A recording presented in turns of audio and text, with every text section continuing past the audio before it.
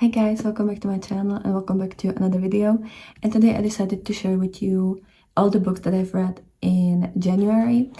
I'm gonna preface this video by saying that January was actually a exam month for me at the uni. Like, I had all of my exams in during January, so I wasn't reading that much, or the books that I was reading were for the exams, and there were like non-fiction books, so I'm not gonna mention them because that would be really boring, and it's all like about teaching and stuff like that. But still, I have 3 books that we're gonna be talking about, and it's gonna be just like a little bit of a review and sharing my feelings about these and why I think you might enjoy them or not. This is my first time filming a video like this. I've been lately kind of trying to expand my channel for book lovers as well, because I am a huge bookworm. So I hope that's something you will enjoy, and if you have any book recommendations for me, please let me know down below, because I love reading and I want to know what's popular, but I can't spend time on social media. It's just such a wormhole, and I don't have the time for that. So if you have recommendations, leave that down below. If you're new here, hi, my name's Sasha. I do bullet journal and book reviews and stuff like that. On this channel, there's gonna be these book reviews and then also reading vlogs once in a while. There should be already a reading vlog on my channel. It should have been out for a couple days. I think it's like a week or maybe a little bit more. So go check it out if you're interested in that. And yeah, oh, and if you're new here, please consider subscribing. I'm trying to hit 1K this year. That would be really amazing. So I would really appreciate having you here.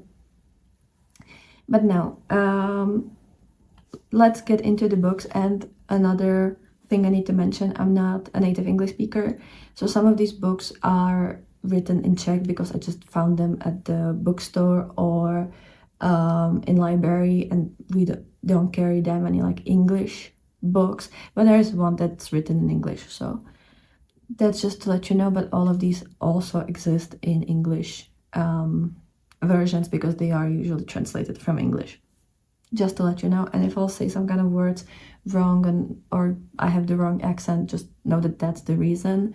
But feel free to recommend books that are solely in English. Just bear in mind that if it's gonna be too hard of a vocabulary, I might not be able to read that. So first one is from Rosie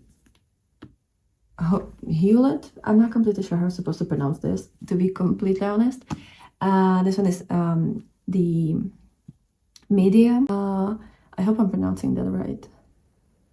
Media. Yeah, I think that's how you pronounce it. It's very similar in Czech. Sometimes I struggle with words that are almost the same when it comes to pronunciation, both in English and Czech, because then I'm not completely sure if I'm reading that correctly. But this one is kind of like a retelling of the ancient story, and it's very interesting because I obviously knew like the basics about this character, like from like Greek mythology, but I was quite surprised by this. So what I was really surprised is especially the ending, and also like kind of the backstory for her, because I know her as like the sorceress. That's what's known about her, but I didn't really know the backstory, and I don't know if a lot of this is just fiction from Rosie, or if this is based in mythology. So let me know down below if you're more into that. I do love ancient mythology, but also some of the texts that we have available are translated in a way that's like pretty hard to read, to be completely honest, because some of them are really old. And I would like to get more into these stories and read them in English, because a lot of these stories make more sense to me if I read them in English. But this is really interesting. The dedication here in the beginning, or not dedication, but like the first quote here is: to all the women who are told that they are too much or not enough. And I feel like that's exactly what this story is about. Like, it's about Medea realizing who she is, growing into herself, learning from her mistakes, which some of them are genuinely like crazy. Like, there were parts of this book where I was kind of like clutching my metaphorical pearls and just being very distressed by it, like especially when she kills her children, and she kind of sees that as a good thing to do because in her mind that's the only way how she can protect them, which I guess I kind of understand how she makes that correlation, especially in the mental state that she's at. And I understand that because she was like abused by her father all her life, and then she started being abusing by her lover, who she just absolutely absolutely falls in love with. And obviously her lover is Jason. Is that how you pronounce it? You also pronounce it Jason, right? Well, anyways, that's her lover.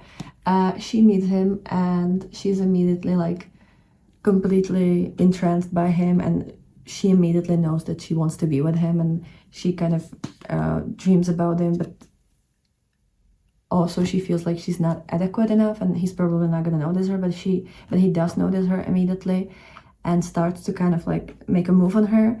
And Yasin is with the Argonauts on his like quest to find the gold fleece and bring it home so that he can become the king of Colchida, something like that. I'm not completely, again, pronunciation of Greek words is complicated at best.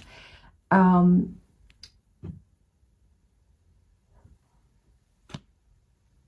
I love some of the characters from his group, like the Argonauts. One of my favorite characters is Atalanta, who's like the huntress, right? I feel like she's one of the only people in that group that actually treats Medea the way that she deserves, and she tells her stuff the way that she should hear them. Like, she's not trying to sugarcoat anything, and I think she's really good at reading people. I don't know if that's just because she's been with the guys for a while and she knows who they are, but she really like doesn't sugarcoat anything, and she's very straightforward with Medea. And I just loved her. Like, I loved her so much.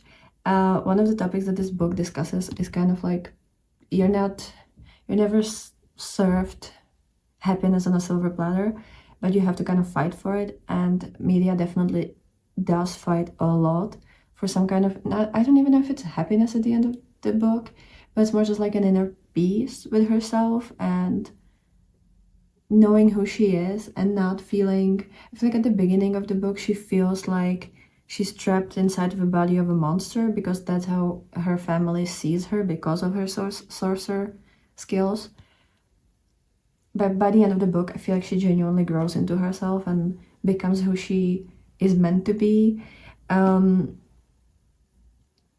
I love that. I also love the way we saw like how Jason is progressing, and like it's kind of like peeling a onion. Like, you're slowly realizing who he is. And the thing is, the way that it's written, and especially with Atalanta being there from pretty much of the beginning, we are being told who he is, but we don't see it until Medea sees it, which is pretty much like at the end of the book, like in the last couple chapters. And yeah, it's just interesting to see how she's slowly like realizing who he is and trying to like starting to notice certain patterns that he does a lot, and how he speaks to her versus how he speaks about her with people who are his friends. And just, that I think it can teach a lot of people about abusive relationships and how to spot them if you are with someone who's either abusive or narcissistic or something like that. I think there's a lot of things you can learn from that. And There was also a lot of physical scenes, which for me were really hard to read because I don't mind reading romance. I just don't like reading about sex. So that was for me personally. But if you like reading about that, there are some raunchy scenes. And I guess if you like scenes like that, I would say that they're written nicely. I was kind of skipping through certain parts because I don't like reading about that. But I think that that means that if you like topics like these, you probably would like the way that it's written. There was also a lot of, as with like any ancient tragedy, there was a lot of blood, there was a lot of death, and I was surprised sometimes how matter of fact certain deaths were perceived by media, and like how like she was completely distraught when she killed her brother, but then also it felt like she immediately switched off and didn't really feel any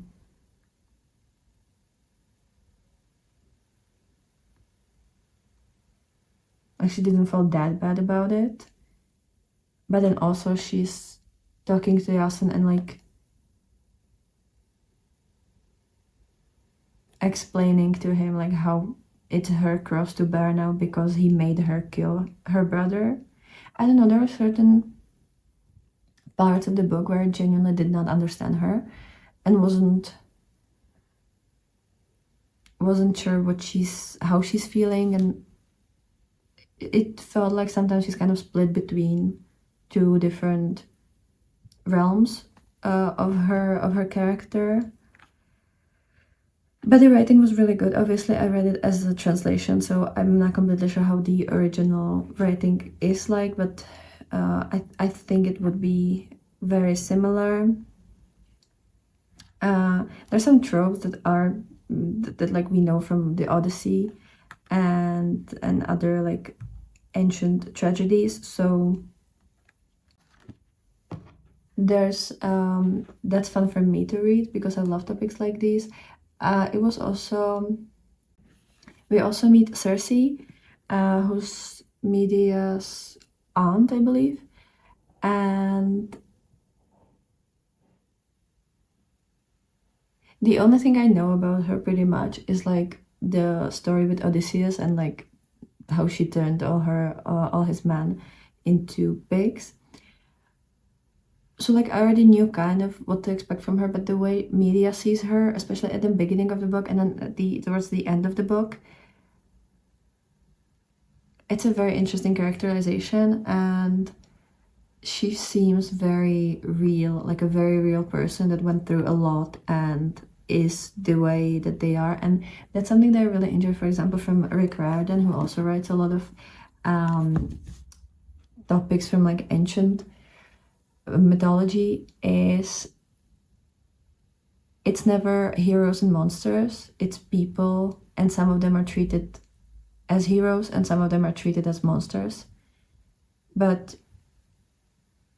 like, for example, Yasin was a hero, but he did horrible things, and then Medea is a monster and she also did horrible things. And you can't really compare them because neither of them is better than the other. Maybe it's just the fact that Medea learned from her mistakes and Yasin didn't. And he always stayed the way that he was. So that's interesting, and I love when we get these moral dilemmas, and that's also why I like Rick Riordan, and then we're definitely gonna read a lot of books from him on this channel. Yeah. And then the overarching theme is literally just like finding your own path and your own happiness and being your own person. What else did I really like about this book? I was quite surprised with the ending. Also, there's kind of like a how you call it in English, cyclic story. I don't know. Yeah, like the cyclical like narrative, where we start the book kind of with Medea talking about how her home life is like, and she's comparing herself to her sister, and in the end it's kind of more from her sister's perspective and how she's comparing herself to Medea, and I guess trying to reach out to her because they haven't seen each other for a long time, and there's also been some like bad blood around them, or like towards each other.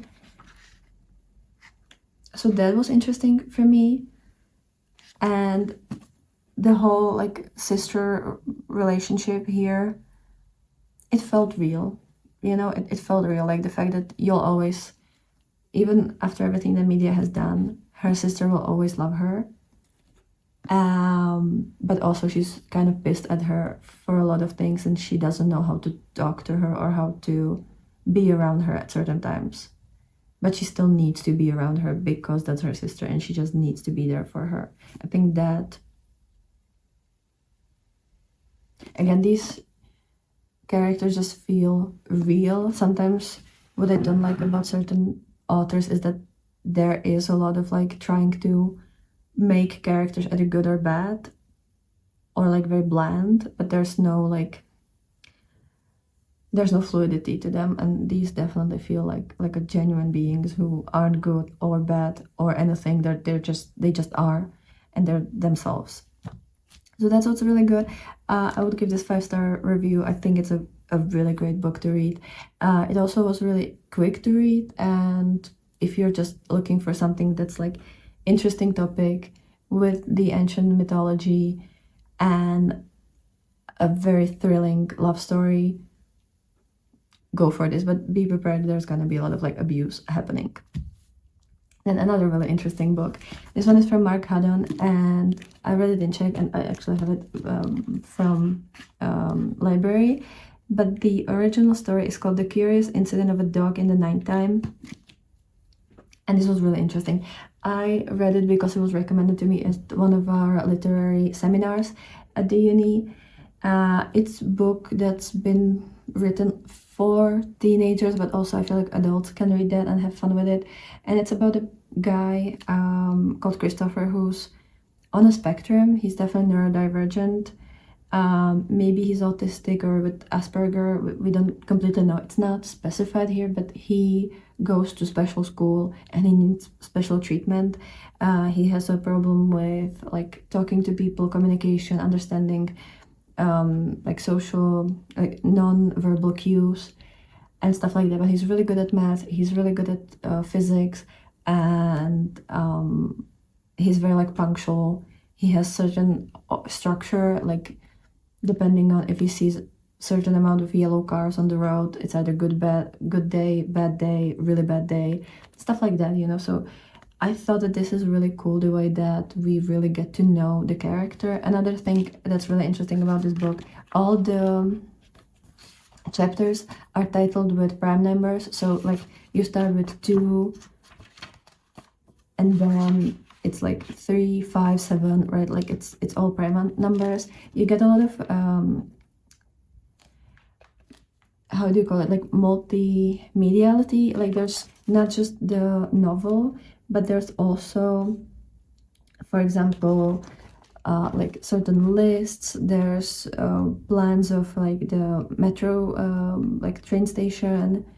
You have, I don't know, like certain maps or sky views, or like physical, like stuff from the physics, or like mathematical, like little drawings and stuff. You get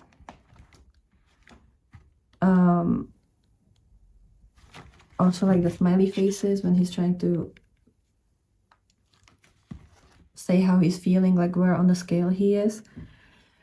So that's pretty interesting. And the topic of this book is kind of like about a kid who finds that his neighbor's dog has been killed, and he's trying to solve the mystery, and then he's trying to play a detective. And while solving that mystery, he kind of finds a lot about his parents and what has happened with his own family, and he kind of has to deal with a lot of changes in his family life.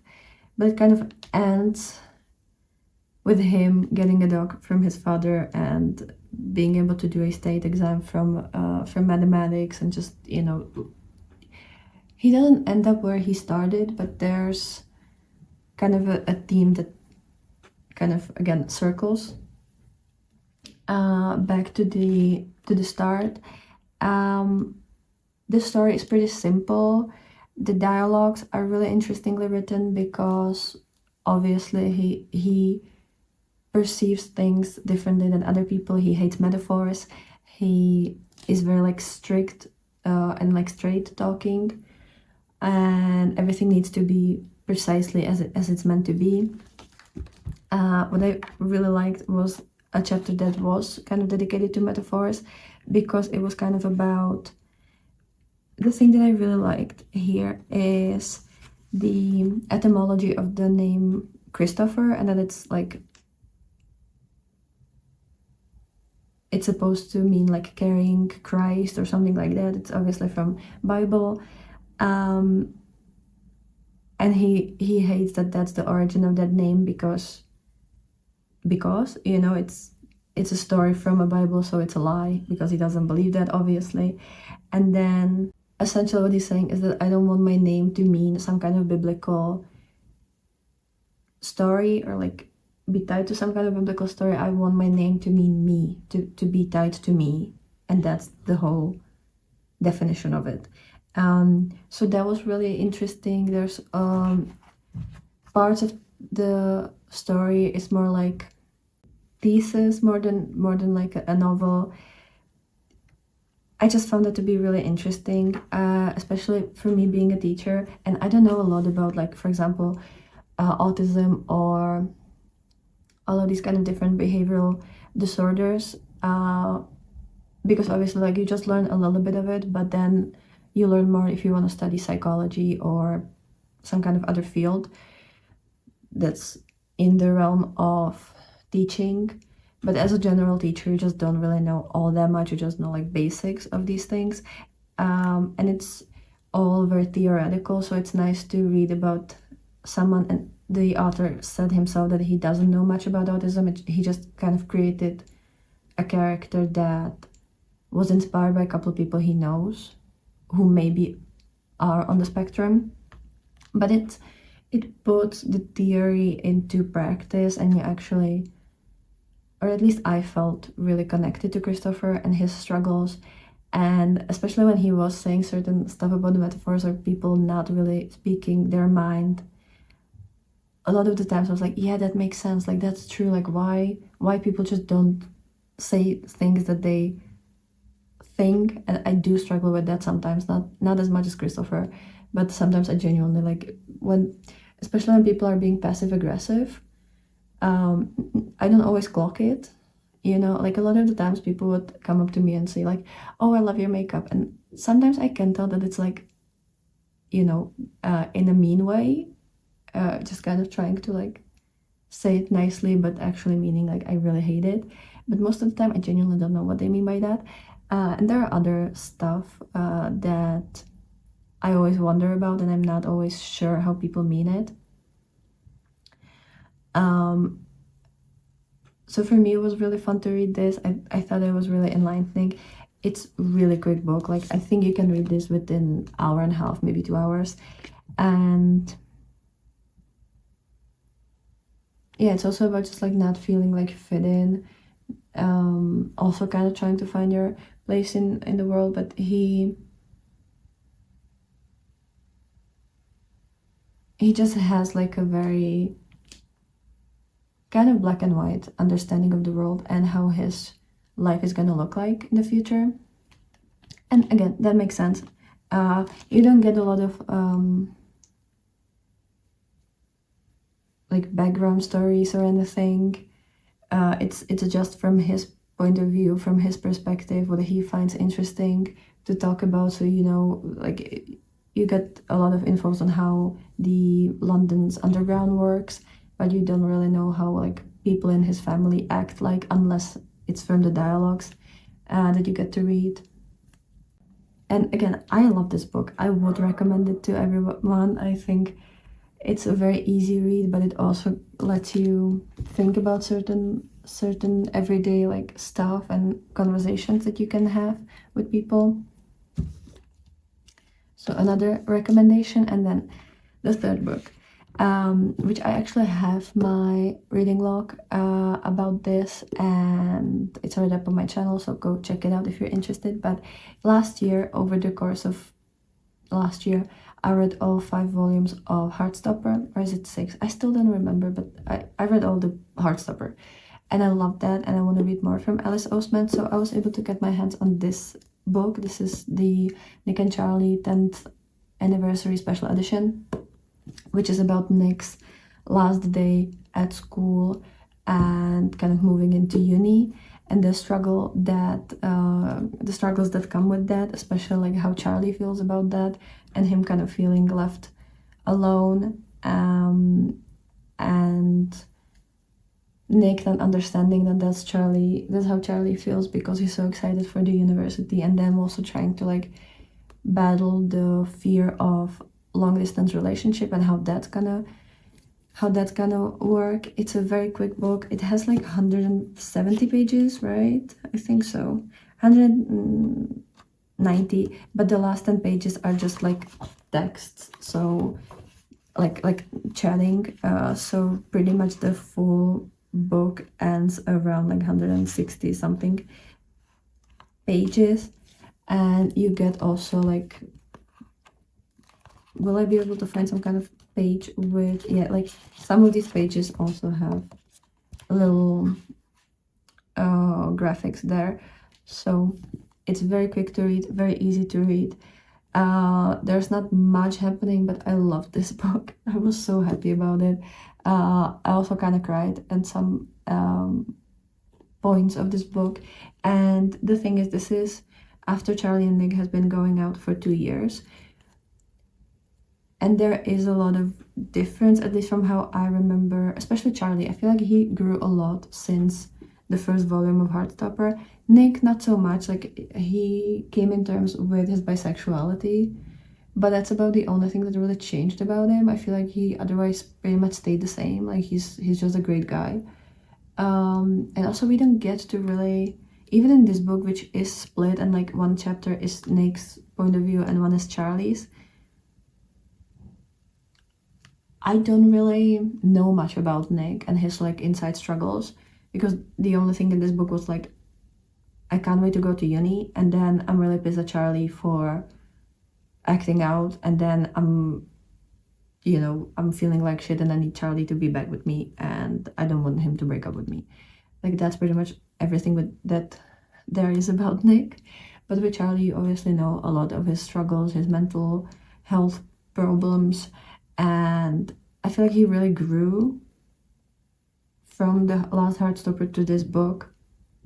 He's a lot more sure in himself and with how he interacts with other people, and also just the way he talks just feels like he's more confident and he's more like himself and not so much like a shell of a person, which I feel like that's how he was in the volume 1 of Heartstopper. It's also really it was fun for me to read an actual book from Alice, because the only thing that I've read from her are her graphic novels. I would like to read more from her, like the Solitaire, Radio Silence, and the other books that she wrote, because I think I would enjoy it very, very much. And she has a really quick way of writing. It's not, I feel like it's not as, if you only read graphic novels and you're scared to read normal like novels and like books because you feel like it would be too hard to read, this is very fast paced, and she really like just goes straight to the point. So I feel like everyone can read that, even if you're not really sure of your reading skills. And I like the dialogues. I like the way that they're both written. It just feels very, very sweet. I love the little bits and pieces we got from Charlie about like his friends, like Theo, Al, Alad, and like all these other characters. I would like to know more about them, though. I love his friend group. I feel like they're absolutely wonderful. Is there anything else I want to mention? yeah, just really mushy. It's really cute. I love these two. They're my spirit animals, and yeah, this was just like a really nice read. I think it took me like an hour and a bit to read this, and I was reading this obviously on camera, so I was also talking while reading and like stopping a lot.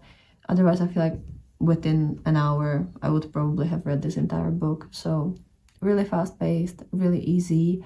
Even if you're not English speaker, I feel like there's really nothing. I don't remember there being a word that I didn't understand or that wouldn't be understood from context. So yeah, really good. Obviously 5-star review. I loved all of these. I'm very happy about my January reads.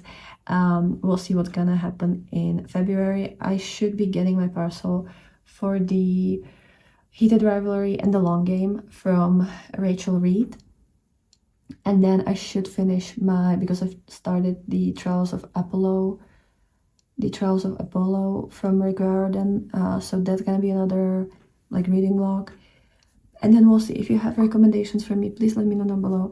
I will have a little bit more time reading this month, even though January is a little bit shorter month, because I'll have 1 week off from my work and uni, and I'll be on vacation. So I'm definitely gonna bring at least one book with me, maybe two, just to have fun and enjoy reading, because that's what I like to do on my days off. And since my classes at the uni will start at the end of the month, I'll just have a little bit more free time even while I'm at work. So I hope we're gonna have more than 3 books, but 3 books is still really good in a month for me while like working and studying. That's a really good number. So that's it for this video. Let me know how you've enjoyed it. I hope everything makes sense. If you want me to change the structure of these videos, or if you have any ideas for future videos, let me know down below. I'm just starting with this. This is very new to me, so I also need to kind of dust off my vocabulary, because I normally, if I'm talking on camera in English, I usually talk about makeup, so I'm not used to talking about books and like reading, so I need to kind of get more comfortable with that, and I'm sure it's gonna get easier for me, and like I'm gonna be more comfortable and confident speaking about these topics. But if you're still here, and if you watched until here, I really thank you so much.